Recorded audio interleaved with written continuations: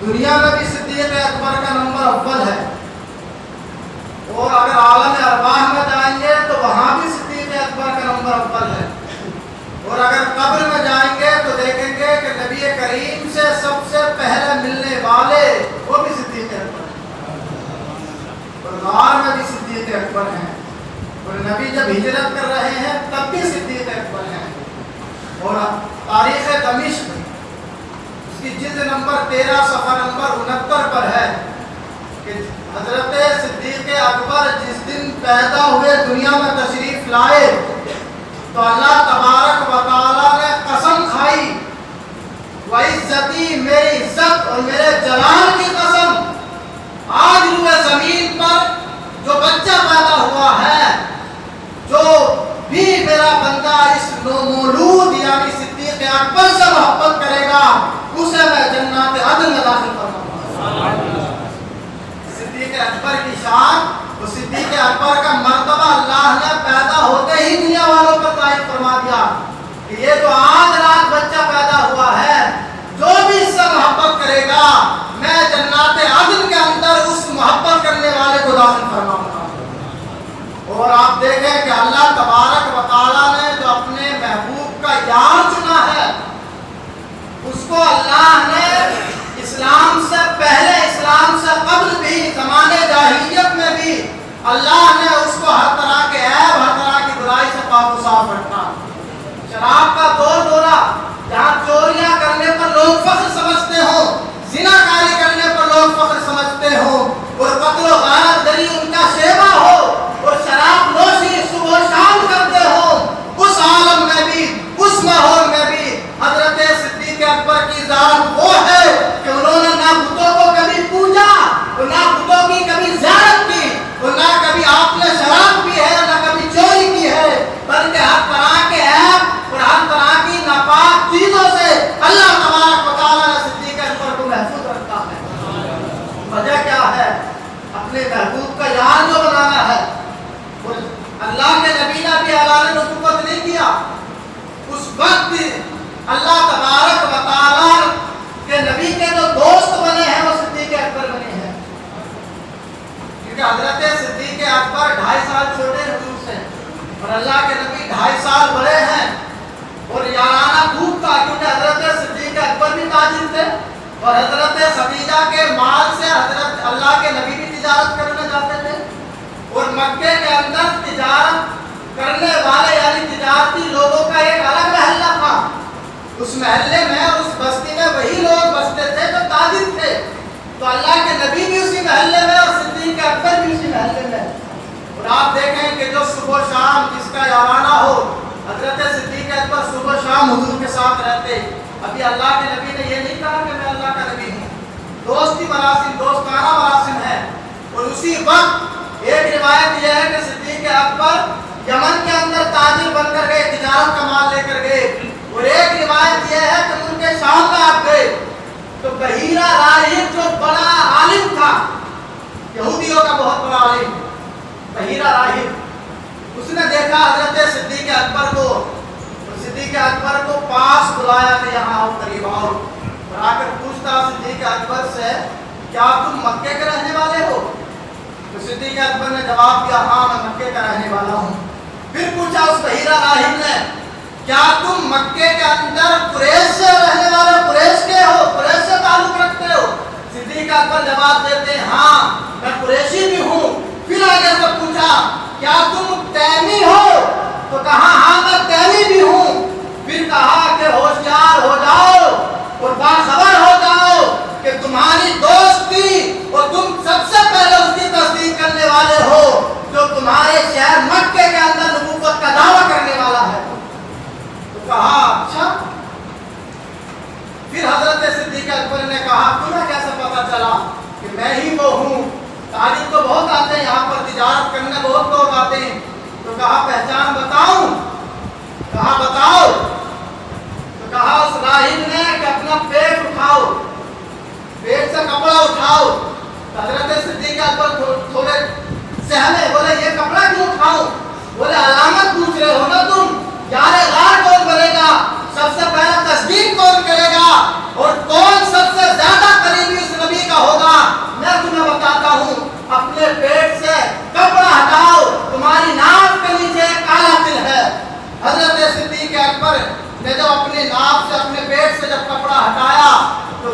کے ناف کے نیچے تل نظر آ رہا تھا.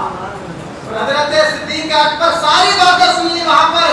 اور حضرت صدیق اکبر بھی حیرت میں کہ یہ کیسا بحیرہ، یہ کیسا عالم ہے جو صدیق اکبر کے پیٹ کے اندر کالے دل کو بھی دیکھ رہا ہے، کپڑوں کے اندر چھپے ہوئے کالا دل بھی سے نظر آ رہا ہے.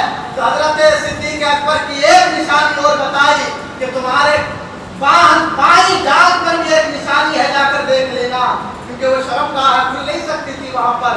حضرت صدیق اکبر نے تجارت کی، اور تجارت کرنے کے بعد جب مکہ آئے تو سب سے پہلے ادھر اللہ کے نبی نے اپنے نبی ہونے کا اعلان کر دیا تھا. اور جس وقت اللہ تبارک و تعالیٰ کے نبی نے اپنے نبی نبوت کا اعلان کیا، صدیق اکبر مکے میں نہیں تھے بلکہ یمن گئے ہوئے تھے. ایک روایت یہ ہے کہ شام گئے ہوئے تھے. اور جب حضرت صدیق اکبر آئے تو کیونکہ دوستی اللہ کے نبی کی سب سے زیادہ صدیق اکبر سے تھی، سارے ابو جہل اور جتنے ابو جہل کے دوست تھے، ابو جہل سب کو لے کر آ گیا اور راستے ہی میں گھیر لیا کہ حضرت صدیق اکبر کو گھر نہیں جانے دیا. بولے تمہارے جو دوست ہیں محمد عربی، آج تو انہوں نے انوکھا دعویٰ کر دیا ہے، ایسا دعویٰ تو ہم نے سنا ہی نہیں ہے. صدیق اکبر کہتے ہیں کیا دعویٰ کر دیا میرے دوست نے، کون سی بڑی بات کر دی ہے میرے دوست نے. تو ابو جہل کہتا ہے کہ آج تو تمہارے اس دوست نے ساری حدوں کو پار کر دیا ہے.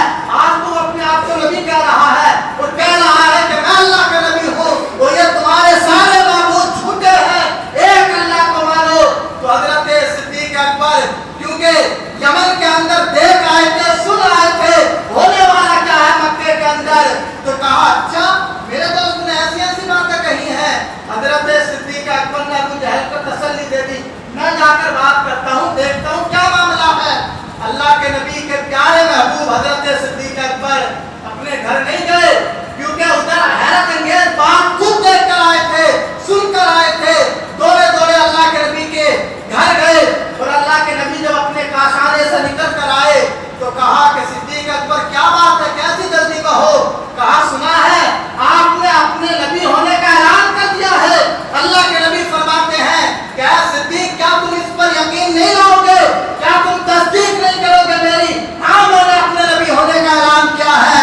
تو صدیق اکبر کا جملہ سنو کہ یا رسول اللہ آپ نے نبی ہونے کا اعلان کیا ہے. صدیق اکبر بغیر تردد کے، بغیر شک و شبہ کے آپ کو اللہ کا نبی تسلیم کرتا ہے. لیکن پھر صدیق اکبر کہتے ہیں دل ہے یہ بےتاب ہے، بے قرار ہے، اسے تسلی کے لیے، اسے اطمینان ہو جائے، ذرا کوئی ایسی علامت یا کوئی ایسی انوکھی بات تو میرے بارے میں بتائیں کہ میرے دل کو قرار آ جائے. تو اللہ کے نبی فرماتے ہیں اے صدیق اکبر اگر تمہیں اپنے دل کو قرار حاصل کرنا چاہتے ہو، تو دل کا اطمینان دلانا چاہتے ہو، اور ایک انوکھی بات اپنے بارے میں سننا چاہتے ہو، تو کیا یمن گئے تھے، وہاں پر جو بحیرہ راہب تھے اس یہودی عالم نے تمہیں جو باتیں بتائی ہیں وہ کافی نہیں ہے. صدیق اکبر حیرت میں پڑ گئے کہ وہاں یمن کے اندر جو 400 کلومیٹر سے بھی زیادہ دوری پر ہے، جو اس یہودی نے بات کہی تھی اللہ کا نبی مکے کے اندر سن رہا تھا. تو جو صدیق اکبر کو تسلی چاہیے تھی، صدیق اکبر کہتے یا رسول اللہ آپ نے جو دعویٰ کیا ہے، صدیق اکبر اس کو بلا چوچرا قبول کرتا ہے اور آپ کو اللہ کا نبی تسلیم کرتا ہے. وہ صدیق اکبر ہیں کہ جنہیں اس دنیا کے اندر سب سے پہلے اسلام لانے کا شرف حاصل ہوا ہے، کوئی ان کی برابری نہیں کر سکتا ہے.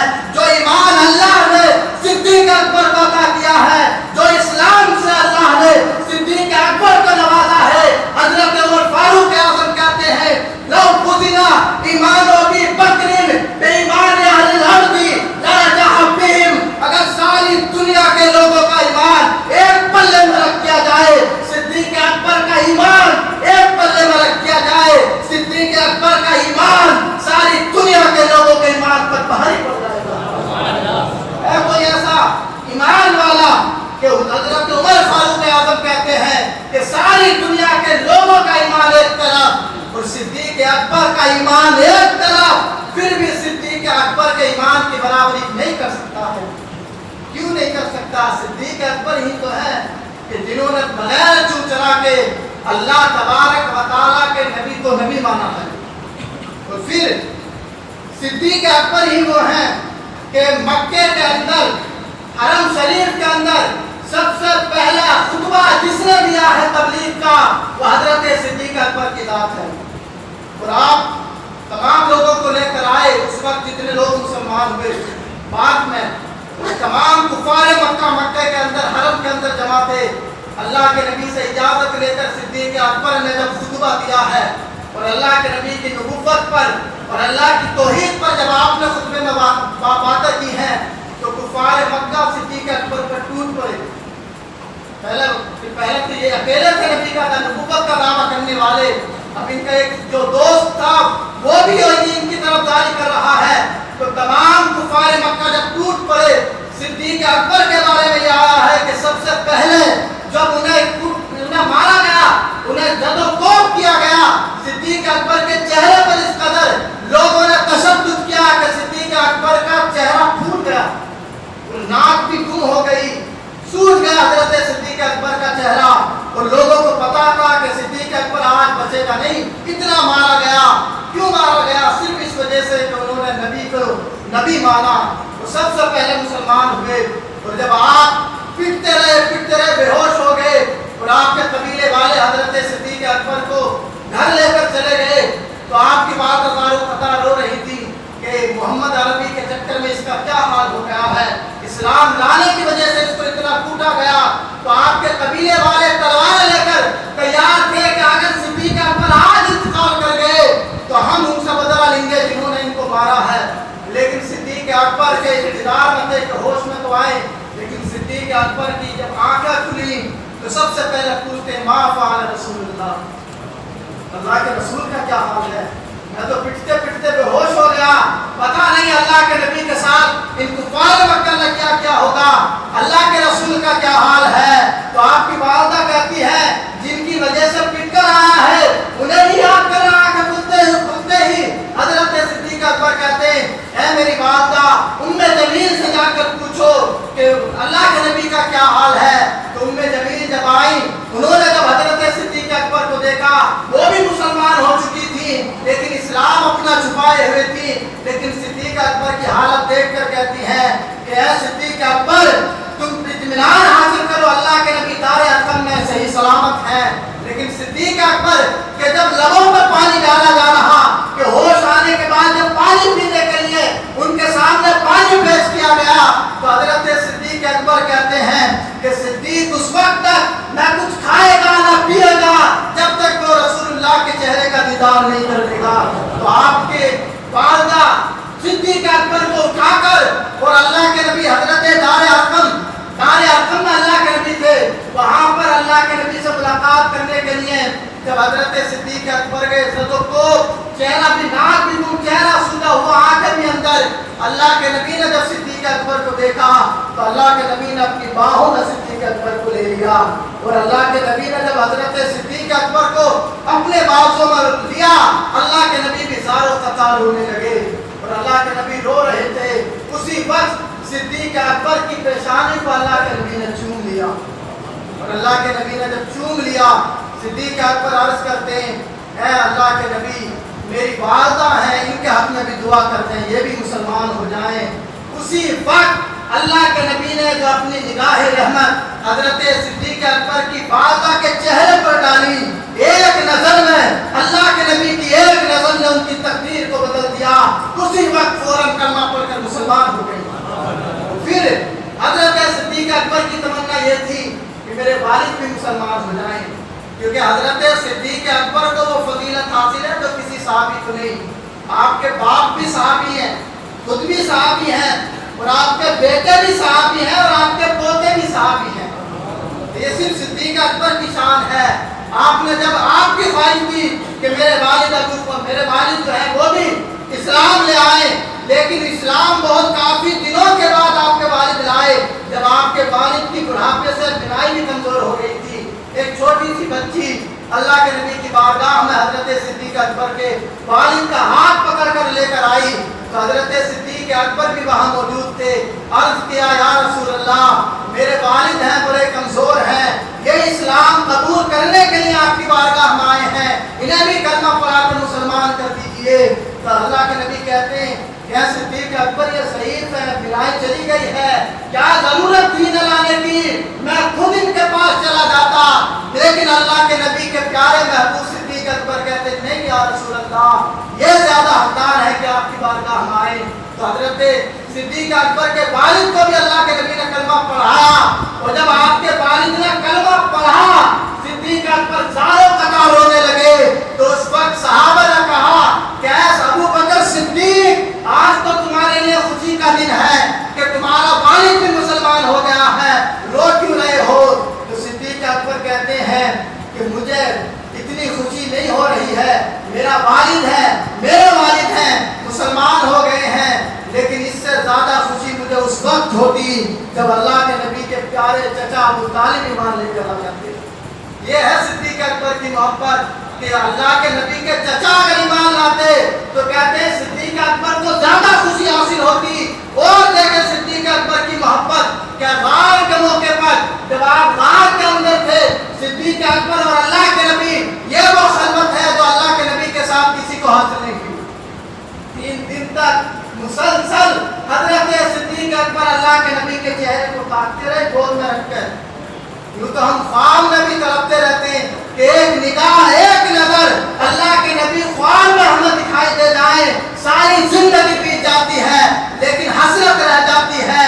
صدیق اکبر کی قسمت پر قربان جاؤ جو ظاہری طور پر 3 دن تک اللہ کے نبی کے چہرے کو تاکتے رہے۔ اور اسی وقت جب چرواہا دودھ لے کر آتا تو ایک وقت وہ آیا کہ صدیق اکبر کو بڑی شدت سے بھوک و پیاس لگ رہی تھی، اور اللہ کے نبی کو بھی پیاس لگ رہی تھی۔ صدیق اکبر کی بارگاہ میں جب دودھ آیا، حضرت صدیق اکبر نے خود نہیں پیا بلکہ اللہ کے نبی کی بارگاہ میں پیش کر دیا، اور اللہ کے نبی نے جب پی لیا تو صدیق اکبر کا جملہ سنو کہ اللہ کے نبی سے صدیق اکبر فرماتے یا رسول اللہ، پیاس اگر تھے صدیق کو بھی بہت لگ رہی تھی لیکن آپ سیراب ہو گئے ہیں تو صدیق کی پیاس بجھ گئی ہے۔ جملے صدیق اکبر ہی کہہ سکتے ہیں۔ اور اللہ کے نبی کو جب 3 دن تک رکھتے رہے تو اللہ کے نبی کا نور صدیق اکبر کے چہرے پر ایسا چڑھا کہ جب ہجرت کے بعد مدینہ پہنچے تو مدینے والے پہچان نہیں رہے تھے حضور کون ہے، صدیق کون ہے۔ یہ نور صدیق اکبر کے چہرے پر چڑھا ہے۔ اور خواجہ باقی باللہ بہت بڑے اللہ کے ولی گزرے مجدد صاحب کے وہ پیر ہیں، ان کے یہاں ایک باورچی تھا جو ان کے مریدین کے لیے کھانا روٹی پکاتا تھا، عرصے سے رہ رہا تھا۔ ایک دن کیا کہتا، عرض کرتا جا کے خواجہ باقی باللہ کی بارگاہ میں کہ بڑے دن سے میں آپ کے مریدوں کو روٹی پکا پکا کر کھانا بنا کر کھلا رہا ہوں، مجھے بھی تو کچھ نواز دیجیے۔ تو خواجہ باقی باللہ سے کہتے ہیں اپنے باورچی سے، تو کیا چاہتا ہے، کیسے تجھے نوازوں؟ تو وہ باورچی کہتا ہے کہ مجھے اپنے جیسا بنا دیجیے، میں آپ کے جیسا بننا چاہتا ہوں۔ پہلی تمنا اس نے کی۔ خواجہ باقی باللہ نے جب اپنا پر کو اس پہ ڈالا تو جب وہاں نکلے دونوں، ایک تو پیر ہے اور ایک باورچی ہے، سارے مریدین پہچان نہیں رہے تھے باورچی کون ہے، خواجہ باقی باللہ کون ہے۔ لیکن ولایت کا بوجھ ہر آدمی نہیں سنبھال سکتا ہے، بے ہوش ہو گیا وہ باورچی اس آنکھ کا باہر آ کر لوگوں نے پہچانا جو بے ہوش ہو گیا ہے وہ باورچی ہے، اور جو کھڑے ہیں وہ خواجہ باقی باللہ ہے۔ اور کچھ دنوں کے بعد اس باورچی کا انتقال بھی ہو گیا کیونکہ ولایت کا بوجھ ہر ایک آدمی نہیں سنبھال سکتا ہے۔ یہی ہوا کہ صدیق اکبر جب مدینہ آئے حضور کے ساتھ تو اللہ کے نبی کے بالکل ہو بہو نظر آ رہے تھے۔ صدیق اکبر نے دیکھا کہ لوگ مقابلے میں ہیں، کوئی میرے ہاتھ چوم رہا، کوئی حضور کے، تو صدیق اکبر نے یہ کیا کہ صدیق اکبر اپنی چادر لے کر اللہ کے نبی کے چہرے پر ایسے ڈال کر کھڑے ہو گئے۔ اب سب نے پہچان لیا کہ نبی کون ہے، صدیق کون ہے، خادم کون ہے، آقا کون ہے۔ اس طرح سے صدیق اکبر مدینہ گئے ہجرت کی رات میں، اور اللہ تبارک و تعالیٰ نے خود جبریل امین کو آرڈر دیا کہ اس مبارک سفر میں میرے نبی کے ساتھ جو ہجرت کرے گا وہ یار خاص صدیق اکبر ہوگا۔ اللہ تبارک و تعالیٰ سے دعا ہے کہ اللہ تبارک و تعالیٰ صدیق اکبر سے محبت کرنے کی توفیق عطا فرمائے۔